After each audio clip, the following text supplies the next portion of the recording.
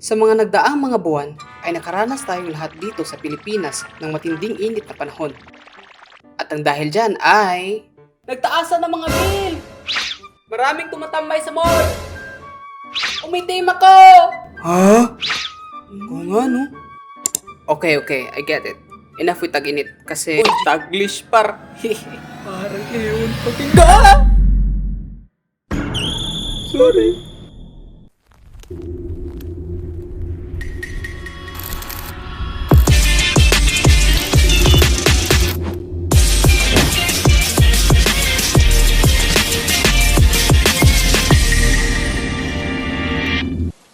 Yo, kumusta mga lods? Tag-ulan na naman. Kaya para sa kwento natin ngayon, ay pag-uusapan natin ang mga kadalasang ginagawa tuwing tag-ulan. Kaya bago ang lahat, ay subscribe naman mga lods. Baka naman, Unang-una sa listahan natin ngayon ay ang mga cravings natin tuwing tag-ulan. At ito ang paghigop ng mga sabaw. Pati ice cream! Nilalamig ka na nga tapos maka-ice cream ka pa. Yung tipo na nanginginig ka na sa lamig, tapos pagkahigop mo ng sabaw, ay bigla ka na lang mabubuhay ng lakas. Mala super man lang yung datingan na nasinaga ng araw. Papatinola ba yan? Lomi, noodles, pares, o di kaya'y lugaw, or champurado. Naku, craving satisfied talaga.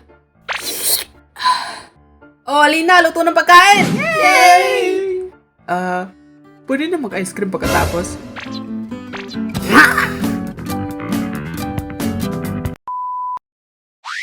Maligo? Yang ginaw na nga eh. Yeah! Epal.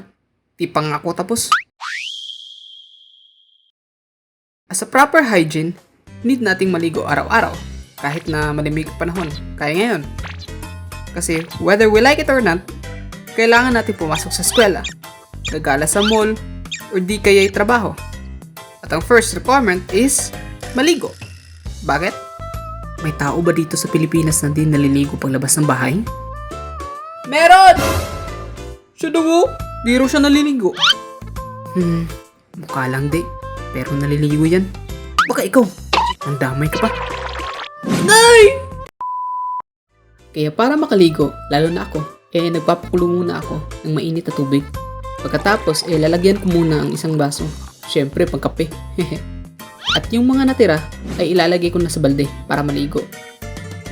In fact, maraming health benefits ang pagligo ng mainit na tubig. Try nyo rin! Woo!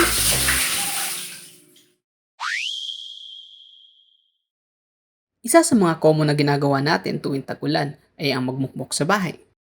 And when I say na magmukmok sa bahay, ibig kong sabihin yan ay ang mag-movie marathon. Gamit mo man ay cellphone, laptop, or TV, tiyak na makakatapos ka talaga ng maraming episodes. For sure, trip nyo rin mag-movie marathon tag-ulan. Kasama jowa! Agay! Movie marathon lang. Walang kasamang jowa. Be sensitive naman sa mga nanonood, oh. Mga single kayo mga tao dito. Meanwhile, Single daw? Baka ikaw. Patawa talaga tong animator na to.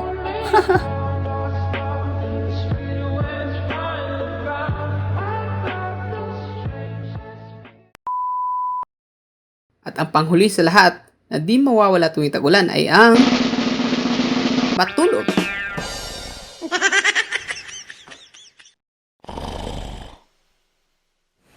Oh, ano pang inaantay nyo? Matutulog na yung tao, di ba?